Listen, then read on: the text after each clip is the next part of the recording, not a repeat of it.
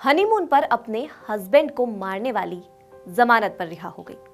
चौंक गए ना आप?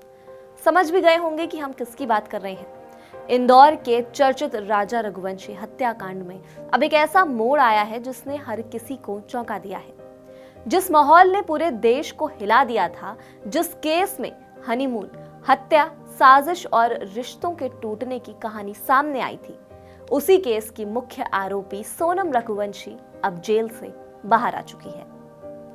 करीब 320 दिन जेल में रहने के बाद उसे जमानत मिल गई है। मेघालय की राजधानी शिलोंग की अदालत ने सोनम को राहत देते हुए जमानत मंजूर कर ली। हालांकि अदालत ने एक शर्त भी रखी है, ट्रायल खत्म होने तक सोनम को शिलोंग में ही रहना होगा। यानी जेल से बाहर आने के बाद भी उसकी आजादी पूरी तरह खुली नहीं है। मंगलवार को सोनम के पिता देवी सिंह खुद शिलोंग पहुंचे। उन्होंने अदालत में जमानत की औपचारिकताएं पूरी की और शाम होते होते सोनम जेल से बाहर आ गई। लेकिन जेल से बाहर एक नजारा देखने को मिला। मीडिया ने जैसे ही सवाल पूछने चाहे तो पिता और बेटी बिना कुछ बोले वहां से निकल गए। न कोई जवाब, न कोई सफाई, सिर्फ सन्नाटा। अब सबसे बड़ा सवाल यही है कि जिस आरोपी पर अपने ही पति राजा रघुवंशी की हत्या का आरोप है, उसे आखिर जमानत कैसे मिल गई? क्या केस कमजोर पड़ गया? क्या सबूत खत्म हो गए? या फिर जांच में ऐसी बड़ी गलती हुई जिसने पूरा मामला हिला दिया हो? असल कहानी यहीं से शुरू होती है। अदालत ने सोनम को जमानत देने के पीछे पुलिस की गिरफ्तारी प्रक्रिया में गंभीर खामियां पाई हैं। बचाव पक्ष के वकील ने अदालत में दलील दी कि 7 जून 2026 को जब सोनम को गाजीपुर में गिरफ्तार किया गया, तब उसे ये साफ तौर पर नहीं बताया गया कि उसे किस वजह से पकड़ा जा रहा है। यानी कानून का सबसे बुनियादी नियम ही टूट गया। किसी भी व्यक्ति को गिरफ्तार करते समय ये बताना जरूरी है कि उसे किस आरोप में हिरासत में लिया जा रहा है। अदालत ने भारतीय संविधान के अनुच्छेद 22(1) का हवाला देते हुए कहा कि गिरफ्तार व्यक्ति को तुरंत गिरफ्तारी का कारण बताना अनिवार्य होता है। अगर ऐसा नहीं किया जाता है तो ये उसके मौलिक अधिकारों का उल्लंघन है। यही नहीं, अदालत को जांच रिकॉर्ड में कई और चौंकाने वाली गलतियां भी मिली हैं। गिरफ्तारी फॉर्म अधूरा था, उसमें जरूरी कॉलम खाली थे। ये तक साफ नहीं था कि सोनम पर किन धाराओं में कार्रवाई की गई थी। सोचिए, एक हाई प्रोफाइल मर्डर केस और गिरफ्तारी फॉर्म तक सही से नहीं भरा गया था। दूसरी बड़ी चूक धाराओं की घालमेल की रही। केस डायरी और गिरफ्तारी दस्तावेजों में अलग अलग धाराएं दर्ज की गई थी। कहीं धारा 103(1) लिखी थी तो कहीं 403(1). अदालत ने इसे गंभीर लापरवाही माना है, क्योंकि अगर आरोप ही स्पष्ट नहीं होंगे तो आरोपी अपना बचाव कैसे करेगा? तीसरी बड़ी बात यह रही कि रिकॉर्ड में यह साफ नहीं था कि पहली पेशी के दौरान सोनम को वकील की मदद मिली या नहीं। कानून हर आरोपी को कानूनी सलाह का अधिकार देता है। अगर किसी को भी यह सुविधा ना मिले तो पूरी प्रक्रिया सवालों के घेरे में आ जाती है। चौथी और सबसे अहम बात अदालत ने यह कही कि अगर आरोपी को शुरू में ही न बताया जाए कि आरोप क्या है, तो वो अपने बचाव की तैयारी कैसे करेगी? यही कारण रहा कि अदालत ने गिरफ्तारी प्रक्रिया को गंभीरता से लिया और जमानत देते समय इसे मुख्य आधार बनाया। लेकिन सिर्फ यही वजह नहीं थी। सोनम करीब 10 महीनों से ज्यादा समय से न्यायिक हिरासत में थी। 9 जून 2025 से वो जेल में बंद थी। इतने लंबे समय तक जेल में रहने के बावजूद मुकदमे की रफ्तार बेहद धीमी रही। चार्जशीट 5 सितंबर 2026 को दाखिल हुई, 28 अक्टूबर 2025 को आरोप तय हुए, लेकिन इसके बाद केस लगभग रेंगता रहा। अदालत को बताया गया कि 90 गवाहों की सूची है, लेकिन अब तक सिर्फ 4 गवाहों की ही गवाही हो सकी है। आखिरी गवाह 3 फरवरी 2026 को पेश हुआ था। यानी केस आगे बढ़ने की गति बेहद धीमी रही है।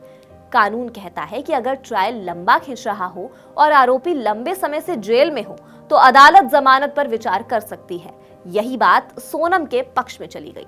बचाव पक्ष ने अदालत में यह भी कहा कि सोनम के खिलाफ अभी तक ऐसे कोई ठोस सबूत नहीं मिले हैं जिससे दोष पूरी तरह साबित हो सके। चार्जशीट दाखिल हो चुकी है, सप्लीमेंट्री चार्जशीट भी आ चुकी है और सारे सबूत अदालत की निगरानी में है। ऐसे में सबूतों से छेड़छाड़ की आशंका कम है। दूसरी तरफ मेघालय पुलिस ने जमानत का विरोध किया। पुलिस ने कहा कि अगर सोनम बाहर आई तो वो गवाहों को प्रभावित कर सकती हैं या जांच पर असर डाल सकती हैं। लेकिन अदालत ने इन आशंकाओं को पर्याप्त आधार नहीं माना है। सोनम के वकील ने यह भी दलील दी कि वो इंदौर की स्थायी निवासी हैं, बड़े कारोबारी परिवार से आती हैं, उसका कोई आपराधिक रिकॉर्ड नहीं है, इसीलिए उसके फरार होने की संभावना बिल्कुल नहीं है। साथ ही यह भी कहा गया कि वो 25 वर्षीय महिला है। जमानत पर नरमी के सिद्धांत को भी ध्यान में रखा जाना चाहिए। अब इस फैसले के बाद सबसे बड़ा सवाल यही है कि क्या सोनम को जमानत मिलना उसके बेगुनाह होने का संकेत है? जवाब है नहीं। जमानत का मतलब बरी होना नहीं होता है। अदालत ने सिर्फ ये माना है कि मुकदमे के दौरान उसे जेल में रखना जरूरी नहीं है, खासकर जब गिरफ्तारी प्रक्रिया पर सवाल है और ट्रायल लंबा खिंच रहा हो। राजा रघुवंशी हत्याकांड अब भी खत्म नहीं हुआ है। असली फैसला ट्रायल के बाद ही आएगा। अदालत में गवाह आएंगे, सबूत रखे जाएंगे, जिरा होगी और तब तय होगा कि सच क्या है। फिलहाल इस केस ने एक बड़ा संदेश जरूर दिया है। अगर पुलिस जांच और गिरफ्तारी प्रक्रिया में छोटी सी भी चूक करती है तो उसका फायदा आरोपी को मिलता है। कानून सिर्फ अपराधियों को सजा देने के लिए नहीं है, बल्कि हर नागरिक के अधिकारों की रक्षा के लिए भी बना हुआ है। एक तरफ पति की मौत का सनसनीखेज आरोप, दूसरी तरफ पत्नी को जमानत और अब शिलांग में रहकर ट्रायल का इंतजार। राजा रघुवंशी हत्याकांड की कहानी अभी खत्म नहीं हुई है, बल्कि असली लड़ाई अब अदालत के भीतर शुरू होने जा रही है। इस पर आप क्या सोचते हैं? इस जमानत पर आपकी क्या राय है? अपनी राय आप हमें कमेंट सेक्शन में जरूर बताइएगा और देखते रहिए कड़क। राजा के लिए वकील साहब जो खड़े हैं ना, सरकारी वकील जो खड़े, उनसे बात की मेरी, तो उनका कहना ये है तो इसमें सोनम को जमानत मिल चुकी है। ऐसा जमानत मिल गई, इसका क्या कैसे जमानत मिल गई है? तो बोले जमानत मिलने का कारण ये है, तो सोनम को जिस दिन गिरफ्तार किया गया था गाजीपुर से, तो उस टाइम पे पुलिस द्वारा जो उसमें सोनम को बताया नहीं गया था वो गिरफ्तार क्यों कर रहे हैं। इस आधार पे जो है सोनम के वकील ने जो इसी पॉइंट पे जो है कोर्ट में बहस करी है।